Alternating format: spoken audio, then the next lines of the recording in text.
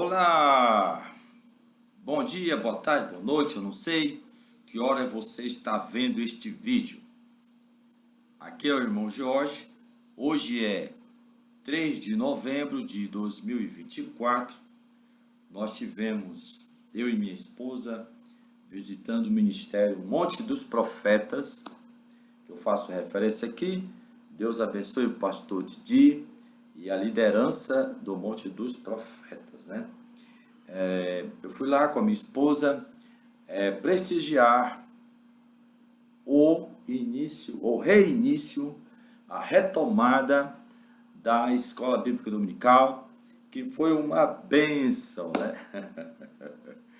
Eu abracei ali muitos irmãos queridos. Irmão Jorge gosta de abraçar os irmãos, porque é um amor muito profundo. Sempre o irmão Jorge tem essa iniciativa de abraçar. Eu não abraço ninguém com falsidade, né? Porque às vezes a gente é julgado, porque você abraça e às vezes vem aquele, e esse que te abraça certamente não é teu irmão. Não sei qual é o aspecto que a pessoa tem de julgar um abraço. É verdade que há pessoas falsas, mas o que a gente espera dentro da igreja do Senhor Jesus, pelos que praticam a fé, é o abraço de amor fraterno, né?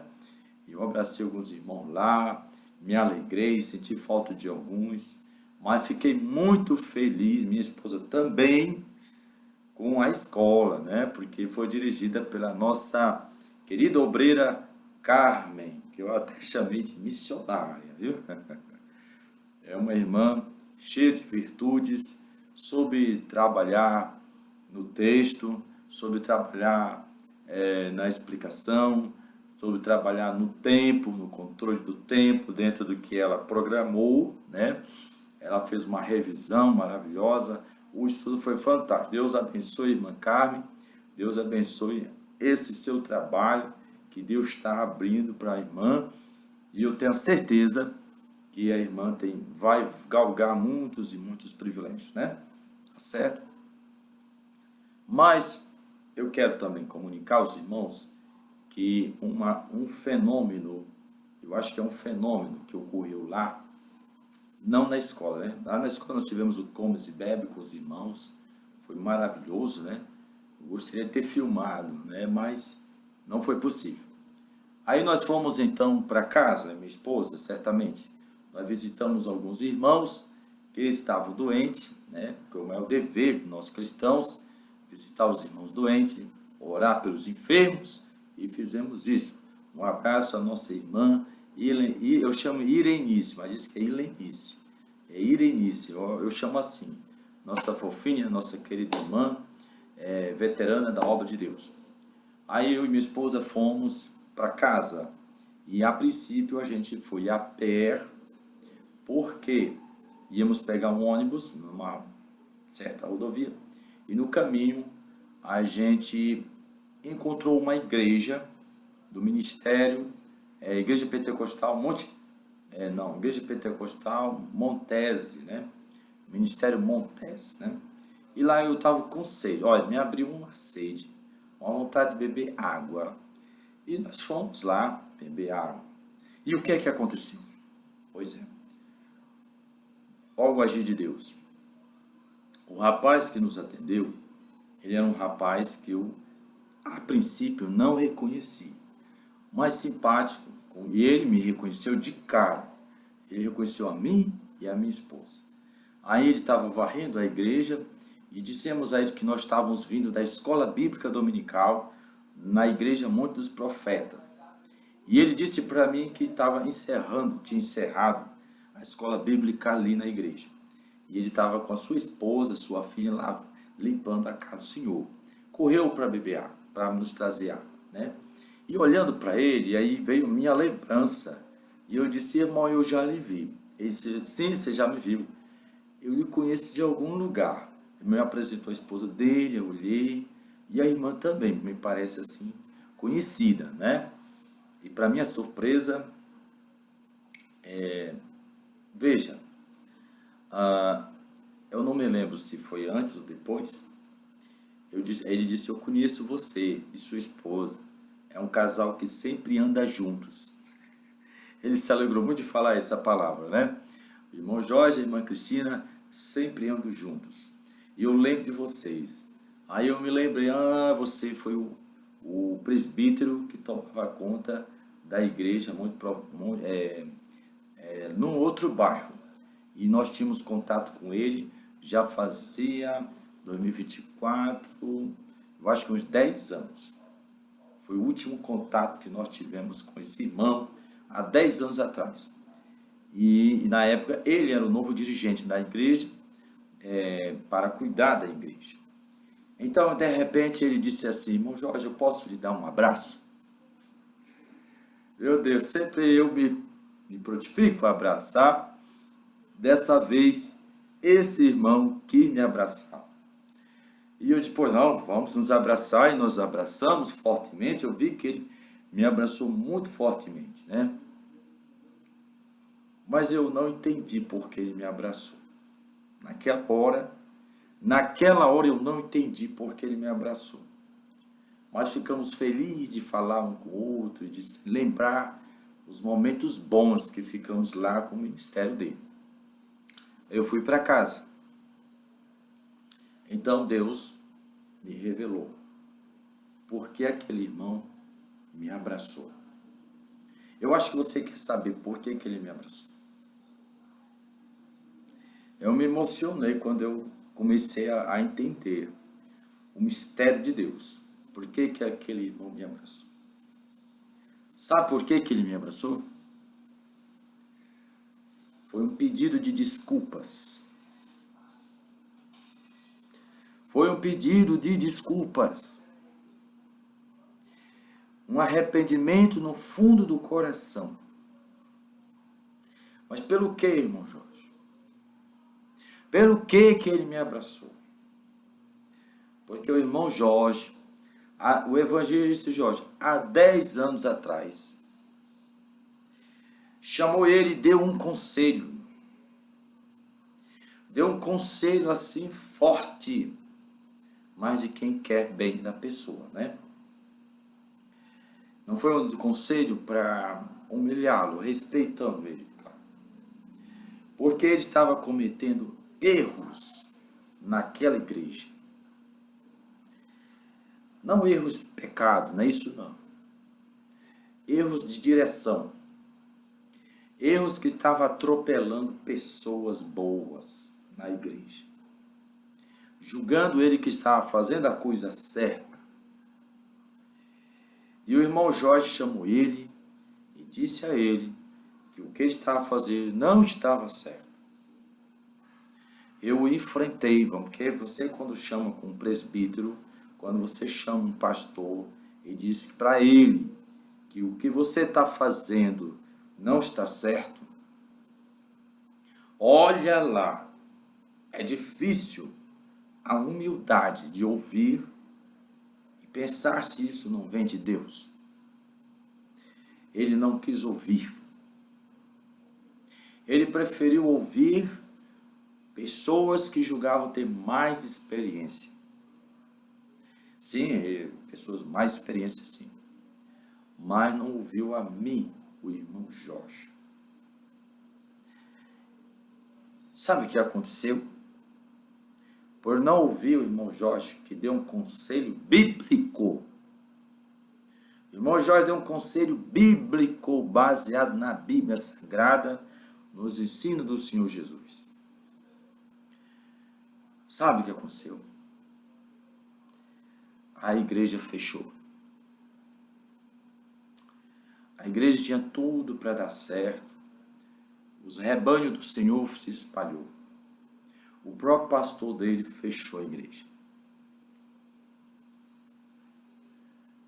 Eu não sei o que aconteceu com a igreja, com o ministério dele, o ministério que ele participava, com o pastor que dirigia, que tomou a atitude de fechar a igreja.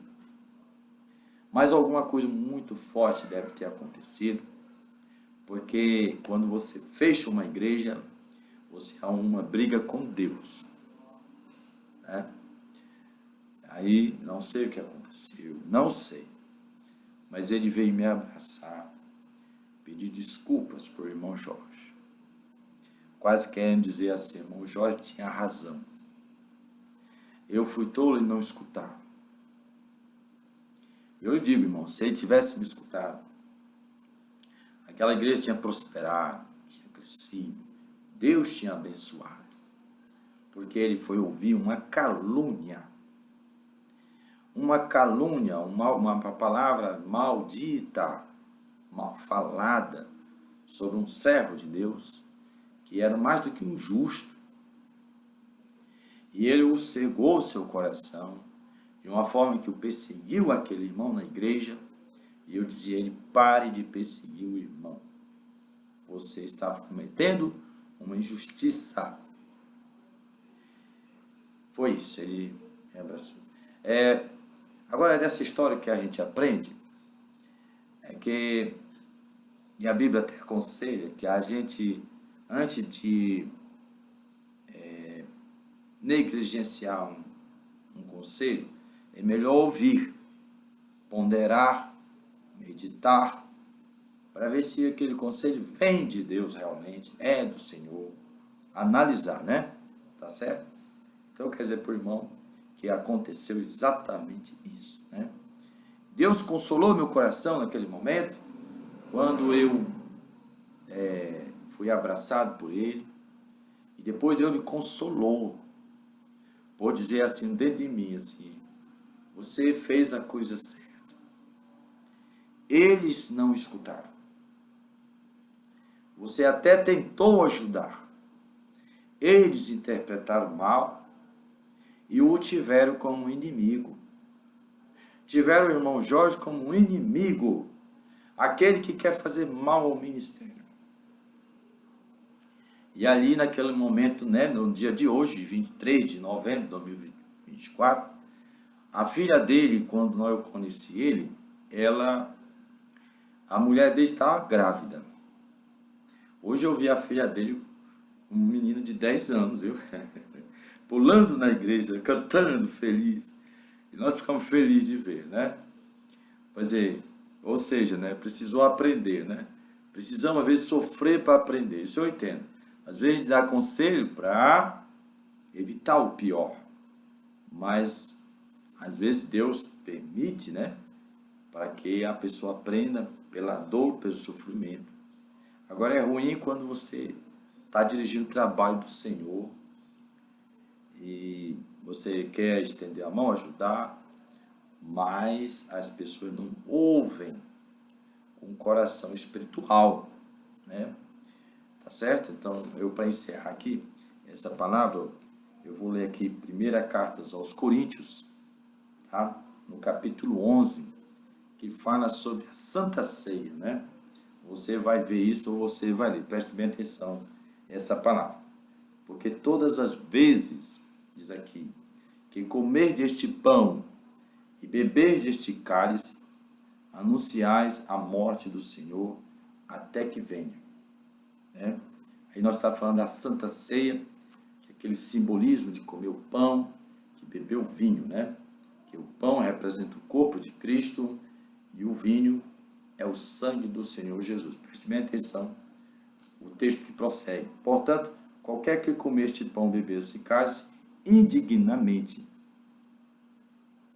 será culpado do corpo do sangue do Senhor Jesus. Examine-se, pois, o homem a si mesmo, assim coma deste pão e beba deste cálice. Tá certo? Está aqui a palavra do Senhor. Porque o que come e bebe dignamente, come e bebe para a sua própria condenação, não discernindo o corpo do Senhor. Por causa disso, olha bem, agora sim que é importante demais, versículo 30, por causa disso, há entre vós muitos fracos e doentes, e muitos que morrem ou dormem, né? Olha, no mundo cristão, nosso mundo cristão, comer do pão, beber do vinho, que representa o corpo do Senhor Jesus, é um simbolismo muito grande você sabe que está comendo o pão que ele disse, este é meu corpo, que é dado por vós, este é meu sangue, que é derramado por vós. Isso aqui nós ouvimos sempre, todo mês, na Santa Ceia que nós fazemos no mundo pentecostal. Né? No mundo pentecostal. Bom, aqui diz que muitos adoecem, muitos estão enfermos, né? Porque indignamente, por causa disso, entre vós há muitos fracos e doentes e muitos que morrem. Por que é que essas pessoas adoecem e morrem ou ficam doentes na Santa Ceia?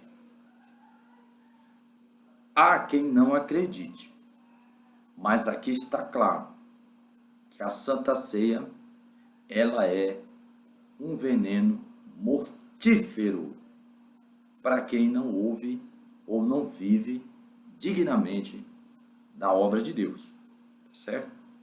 No povo judeu existe uma rituação, assim, um movimento ritual de santificação, de uma profunda veneração a muitos simbolismos espirituais.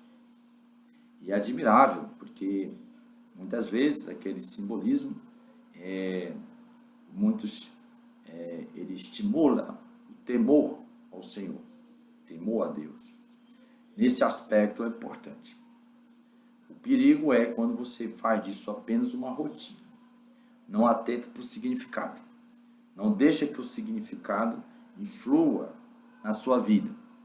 Eu quero dizer que a Santa Ceia, ela tem um ritual, ela é uma festa, ela é maravilhosa.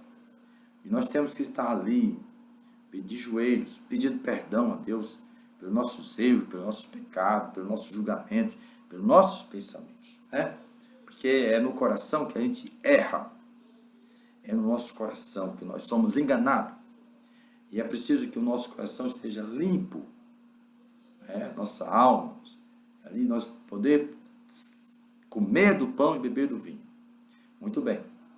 Mas aí que está dizendo que a pessoa pode adoecer se não respeitar isso. Então, se você estiver praticando adultério, se você estiver praticando imoralidade, usando drogas, se você estiver mentindo, enganando, caluniando, não coma o pão e o vinho. Não coma. Não coma. Para proteger a sua vida. Não coma. Tá certo? Porque você pode desenvolver doenças que vêm dali do pão. E doenças mortíferas. Tá? Porque quando você começa a cair no ritual da hipocrisia, você não se importa mais com o mal. O mal já é parte de você. E aí você começa o que é sagrado. Cuidado. Cuidado. Aí você aí caminha para a morte. Tá certo? Já está me assustando. Não é interesse assustar, mas é interesse que você tenha temor de Deus na hora da Santa Ceia, né? A gente lembra que o rei de Babilônia, que pegou os utensílios sagrados do templo, levou para a sua festa de prostituição, no seu palácio, e lá ele mandou que todos bebessem vinho nas taças sagradas. A taça sagrada, e todos beberam, homenagearam os seus deuses, usando daquilo que não era digno de usar, nem pegar. Eles não eram dignos, não havia assim um preparo para pegar. Segundo a tradição, tinha que ter o preparo. E naquela mesma noite, o rei foi morto. E apareceu aquela mão na parede, escrevendo, Mene, Mene, Tekel, Parsim, julgando e condenando o rei. E naquela noite ele foi morto. Então não vamos brincar com o que é sagrado, né? Tá certo? Olha, eu vou dar até um exemplo aqui, que eu acho que é importante eu lembrar os irmãos, né? Por exemplo, eu sempre considero a escola bíblica como uma forma de você aprender com a igreja, né? Ensinar a igreja a aprender a teologia que você não tem assim acesso a informações teológicas, mas grandes pastores, eles preparam aquele material, aquela revista, aquela informação ali para se ler, para estudar, né? Eu acho muito importante isso. Então, o que acontece? Aí que acontece que eu vejo que alguns irmãos não vão à escola bíblica, né? Tudo bem, tem seus motivos, tem suas particularidades, tem seus problemas, devemos reconhecer. Mas avalie se realmente o motivo de não ir para a escola bíblica é uma questão assim que deva justificar-se, né? Porque ela é fundamental para a igreja, né? E quando você é membro de direção, membro da obra, que está à frente do trabalho, você tem que ser um exemplo para a igreja por assentar na cadeira e assistir à escola bíblica, certo? Você tem que fazer um esforço árduo para mostrar a Deus que você dá valor à escola bíblica. Se a gente fizer um esforço, a gente consegue, né? Mas se nós não fizermos esforço, nós não vamos conseguir, tá certo? É preciso que haja um esforço. Já vou encerrar, né? É preciso que haja um esforço, né? Eu vou citar um caso aqui que eu sempre digo assim, olha, por exemplo, eu não vou para a igreja hoje, certo? Porque aconteceu um problema, certo? Deus sabe. Mas porque eu não vou para a igreja hoje, eu vou me sentar no meu sofá e vou assistir filme. Vou assistir filme, me deleitar no filme, justamente na hora, vou me deleitar no filme justamente na hora de adorar a Deus. Aí Deus lá no céu está olhando, rapaz, ele não vai para a igreja porque tá com um probleminha aí, um pessoal, talvez. Tudo bem, Deus lá no céu pensou, né? Talvez esteja certo. Mas ele vai ver filme. Ele vai fazer outra coisa, pessoal, para o seu prazer. Aí Deus fica assim, ele está passando a perna em mim, né? Então, veja bem, se você disser, eu não posso ir para a escola bíblica, tudo bem? Tem suas razões. Mas, naquele momento da escola bíblica, você vai fazer outras coisas, com outros interesses, outros fins, e se esforça, né? Aí Satanás vai apontar o dedo para você e vai falar com Deus. Olha lá, não vai para a escola bíblica, mas vai fazer outras coisas para seu benefício ou seu proveito, ou seja lá o que for. Aí Deus fica sem resposta. Deus fica sem resposta. Tá certo? É como se quisesse trapacear Deus. Mas esse método de julgar não cabe a mim nem a ninguém. Estou contando aqui um caso. Que às vezes Deus mede a sua palavra pelo que você faz, pelo que você faz. Certo? Agora imagine você repetir isso durante 7 meses. Durante 7 meses você não vai para a escola bíblica. Não vai. 7 meses. 7 vezes 4 são 28, né? 7 vezes 4, 7, 28. 28 semanas sem ir para a escola. Um dia alguém lhe chama a atenção e você não se arrepende. Lhe chama a atenção, você não se arrepende, não muda, continua na mesma desculpa. E você tem 1 mês, mais 4 semanas, que não vai para a escola bíblica. Aí 7 meses, 8 meses. Por fim, Deus corta a escola bíblica durante 4 semanas. Isso é um agir de Deus. Deus cortou 4 semanas a escola bíblica. Mas você não meditou, não refletiu, nada. Então, finalmente, a escola volta a funcionar. E você não vai. Justamente no reinício da escola bíblica, você não vai. O que é que você está mostrando para Deus?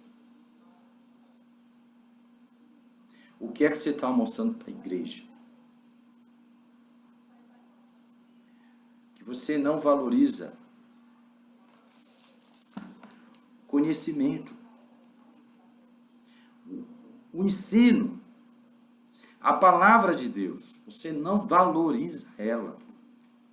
É isso que você está falando para Deus.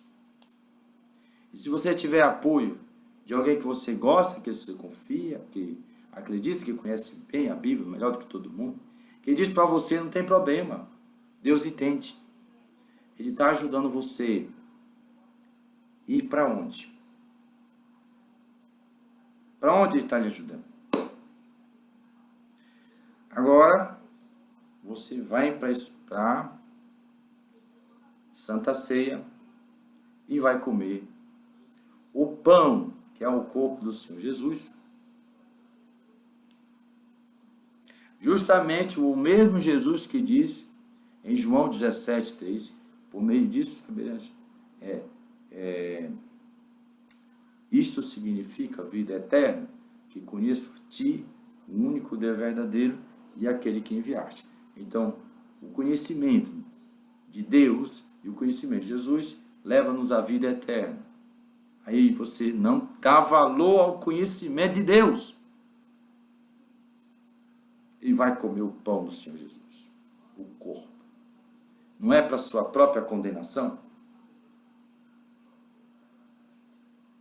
E o sangue que ele derramou por mim e por você, o vinho, né? Você toma o vinho, mas não valoriza o sacrifício do Senhor Jesus, o conhecimento da Bíblia Sagrada, promovido pela escola bíblica. Você não está comendo para a sua própria condenação?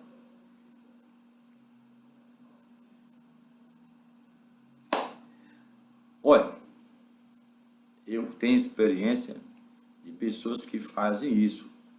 Fazem coisas que não é bom, come o pão e vinho, e eu vejo adoecer. Adoecer doenças que homem nenhum, medicina nenhuma cura. Essas são as doenças do altar, essas são as doenças do pão e do vinho. Eu espero que o que eu falei aqui possa ajudar algumas pessoas em todas as igrejas evangélicas a pensar se não é hora de mudar. Mudar, tá certo? Uma igreja que você vai com 200 pessoas e você vai para a escola bíblica e só tem 10 pessoas. Ai. Pensa que só o seu dízimo é o suficiente? Pois é, vamos analisar isso, vamos pensar. E eu espero que essa palavra tenha ajudado você a mudar. Mudar para que Deus possa lhe abençoar seu ministério, abençoar sua vida, para que você não esteja pagando preço na sua vida, na sua casa, com doença, com enfermidade, viu? Que vem do altar, porque você não respeita o altar do Senhor, não respeita o pão e o vinho do Senhor. Quero uma sugestão: não coma o pão, não beba o vinho, e vá para a escola bíblica, mostre para Deus que você valoriza o conhecimento de Deus. E você, meu querido pastor, pastora, enfatize a escola bíblica na sua igreja, porque será cobrado. Deus cobrará você se você negligencia que haja escola bíblica na sua igreja. E isso pode ser a pedra do seu sapato, que vai impedir de você ganhar salvação. Você pode falar: olha, Jesus é João, ele é Mateus, ele é bem claro. Não adianta expulsar demônios em nome de Jesus. Não adianta falar no nome do Senhor Jesus. Não adianta você cantar, você receber unção, você falar línguas em nome de Jesus, se não obedece o que está escrito aqui, não estuda, não aprende, não se esforça. Quem fala isso não é eu, está na Bíblia. E Jesus, ele é bem matemático, quando diz assim, muitos me dirão naquele dia. Olha aí, não é pouco não, é muitos, tá? Que eu e você não sejam esses muitos. Não sejamos esse muito. Nós se chama aqueles que entram na porta estreita, porque não é fácil você largar suas coisas em casa para ir para a igreja, para sentar na cadeira e ler junto com os irmãos a Bíblia, com um monte de coisa para fazer em casa. Mas é o caminho estreito, viu? Não é o caminho fácil, é o caminho estreito. Tá bom? Que Deus abençoe a todos os irmãos em toda parte da terra. É tempo de acordar, tá? Igreja de 200, 300 pessoas aí no púlpito, zero a escola bíblica. Eita, meu Deus do céu. Quando o Senhor passar a régua, olha lá. Que Deus abençoe a todos. Muito obrigado por ouvir essa mensagem.